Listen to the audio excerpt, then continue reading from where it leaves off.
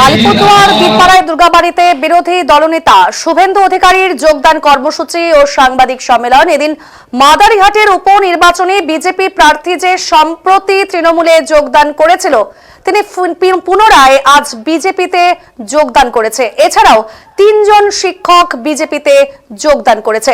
এদিন শুভেন্দু অধিকারী জানিয়েছেন তরাই ও ডুয়ার্সে চা শ্রমিকদের অবস্থা খারাপ, অনেক চা বাগান বন্ধ রয়েছে, অনেক চা বাগানে শ্রমিকদের বেতন মিলছে না, চা বাগানে শ্রমিকদের জমির মালিকানা নেই, ন্যূনতম মজুরি চালু হয়নি। বিজেপি ক্ষমতায় এলে চা শ্রমিকদের জমির মালিকানা দেওয়া হবে, সমস্ত সমস্যা দূর হবে জানিয়েছেন শুভেন্দু অধিকারী। আবারও জানাবো যে সাংবাদিক সম্মেলন যে হয়েছে এদিন মাদারিহাটের উপনির্বাচনে, সেদিন কিন্তু বিজেপি প্রার্থী রাহুল লোহার যিনি তৃণমূলে যোগদান করেছিলেন তিনি কিন্তু পুনরায় আজ আবার বিজেপিতে এসে যোগদান করেছে। এছাড়াও তিনজন শিক্ষক বিজেপিতে যোগদান করেছে।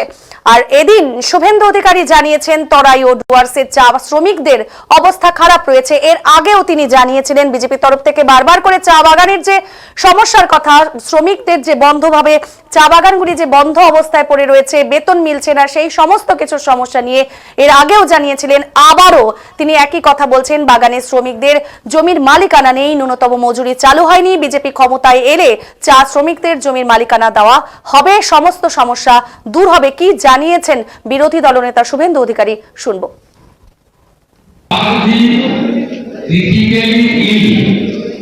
जो क्रिटिकली बीमार हो गया था और डिसेबल जो फिजिकली चैलेंज है उसके लिए 50,000 की ग्रांट सेंट्रल गवर्नमेंट ने आसाम को दे दिया।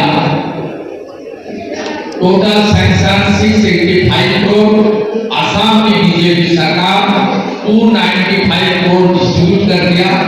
पश्चिम बंगाल के लिए सैंक्शन 313 करोड़ एसएलसी नहीं बनाया और चा बागान श्रमिक का जो प्रधानमंत्री मोदी जी देने के लिए प्रावधान किया, बजटरी एलोकेशन किया, वो रुपया आप लोग का पास नहीं आया। इसलिए ये भ्रष्टाचारी परिवारवादी तुष्टीकरण की सरकार जिन्होंने आपके हक आप लोग का हक को छीन लिया है, उसको उखाड़ फेंकने के लिए सब एक साथ लड़ना पड़ेगा। जब मानसून मंडी पीयूष गोयल आएगा, यहाँ का बीजेपी पब्लिक रिप्रेजेंटेटिव लीडर्स और चा बागान से जुड़ा हुआ जो श्रमिक अपना बात रखे, यही मेरा गुंजाइश आपका माध्यम से सभी चा बागान श्रमिक को मैं देना चाहता हूँ। दादा मिनिमाम सभा कमिटी तैयारी হয় स्टेट लेवल कमिटी আমাদেরকে নিয়ে তো form by state committee Assam পাশে তো আশা করেছে এসএলসি স্টেট লেভেল কমিটি, তাতে ভারত সরকারের প্রতিনিধি থাকে, সব রাজ্য সরকারের প্রতিনিধি থাকে, চা বাগানের অ্যাফিলিয়েটেড ইউনিয়নগুলোর প্রতিনিধি থাকে, বেনিফিশিয়ারির তালিকা তৈরি করে। 18 বার মিনিমাম ওয়েজ কমিটি মিটিং করেছে, এখনো অবধি মিনিমাম ওয়েজ চালু হয়নি। চা বাগানের সমস্যার সমাধান করতে চায় না মমতা ব্যানার্জি। অনেক চা বাগান বন্ধ করেছেন এবং কিছুদিন আগে তিনি চা বাগানের ল্যান্ডের 25% বার, রেস্টুরেন্ট, হোমস্টে ইত্যাদি করার জন্য প্রাইভেটাইজেশন পর্যন্ত করেছেন।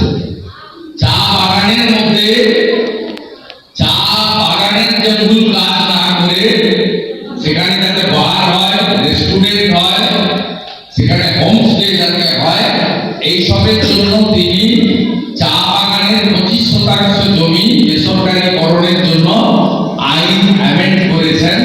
এটা আপনারা সবাই দেখেছেন, আপনাদের মধ্যে এটা নিয়ে ব্যাপক ক্ষোভ রয়েছে। তাই এই বিষয়গুলো আপনাদের সামনে আজকে এখানে বলার জন্য আমি এসেছি। স্যার, এত সমস্যা থাকা সত্ত্বেও 2000 তিনি বুদ্ধিজীবী আলিপুরদুয়ারে দাবি করেন, বুদ্ধিজীবী এই অনৈতিক কাজ করেছেন লিখে পাঠাবো। এবং সুমন কাঞ্জিলাল চলে যাওয়ার পরে লোকসভা নির্বাচনে আলিপুরদুয়ার বিধানসভা থেকে 40,000 ভোট লিড নিয়েছে মনস্মিতা। আমি আজকে বলে গেলাম, সুমনকে যদি ওরা প্রার্থী করে 16% ভোট না পেলে জামানত থাকে না, জামানত বাজেয়াপ্ত হবে সুমন কাঞ্জিলালের আলিপুরদুয়ার বিধানসভা কেন্দ্রে।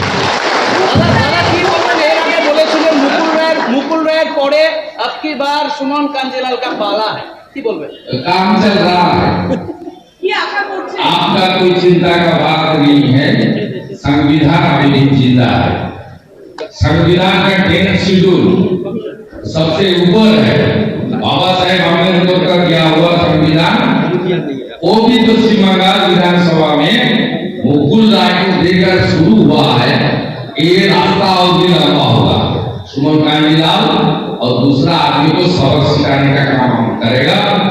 जिस 21 साल से मुकुल राय को एमएलए किया है, जितना भाता सैलरी लिया है, सब भी वापस करना पड़ेगा। सुमन মানুষ টিকার বিরুদ্ধে তিনি ক্ষোভ প্রকাশ করেছিলেন, বলছিলেন হাড়ি ভেঙে দিবেন। আমি আপনাকে বলেছি চ্যাপ্টার ক্লোজ। ওনার সঙ্গে ওনার অভিভাবকের যে ভুল বোঝাবুঝি ছিল, আপনার বাড়িতে যদি একাধিক ভাই থাকে, আপনার বাড়িতেও মনোমালিন্য হয়, রাগের বসে মা বাবা তার ছেলেকে বলে তো তুই বাড়ি থেকে বেরিয়ে যা। অনেক বাড়িতে বলে, তার মানে কি মনের কথা, তোর মুখার দেখবো, তার মানে এটা কি মনের কথা।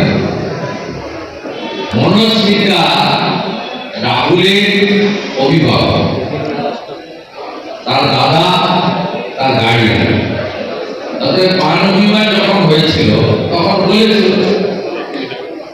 কিন্তু এই ব্যাপারটা ক্লোজ হয়ে গেছে, চ্যাপ্টার ক্লোজ।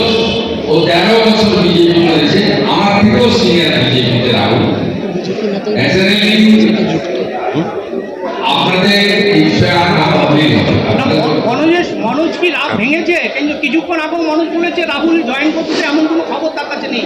না, সেটা তো আমি অনুষ্ঠিতা রাহুল যতক্ষণ এখানে একসঙ্গে এলাম, আপনাদের জন্যই বলেছি। কারণ আপনাদের মধ্যেও তো অনেক ইনফরমার আছে যারা আইপ্যাক খবর দেয়। রাহুল দুয়ারের ফোন দেখছিলাম, রাহুলের ফোনে আইপ্যাকের ব্যাকপ্যাকের লোকেরা 20টা ফোন করেছে রাহুল দুয়ারের। মাননীয় ভিক্টর বাংলা বলে কেউ আছেন, তিনি 3বার ফোন করেছেন, ফোন ধরেন। এটা আমাদের কৌশল। ওই কারণেই মনোজ মিত্রা বলেছেন আমি কিছু জানি। স্যার আপনি बीजेपी जिंदाबाद, अलीपुरद्वार जिला बीजेपी जिंदाबाद, मरनीहाट विधानसभा बीजेपी जिंदाबाद, वंदे मातरम, बीजेपी जिंदाबाद, बीजेपी जिंदाबाद, बीजेपी जिंदाबाद, अलीपुरद्वार जिला बीजेपी जिंदाबाद, मरनीहाट विधानसभा बीजेपी जिंदाबाद, वंदे मातरम, बीजेपी जिंदाबाद, बीजेपी जिंदाबाद, बीजेपी जिंदाबाद, अलीपुरद्वार जिला बीजेपी जिंदाबाद, मरनीहाट विधानसभा बीजेपी जिंदाबाद, वंदे मातरम, बीजेपी जिंदाबाद, बीजेपी जिंदाबाद,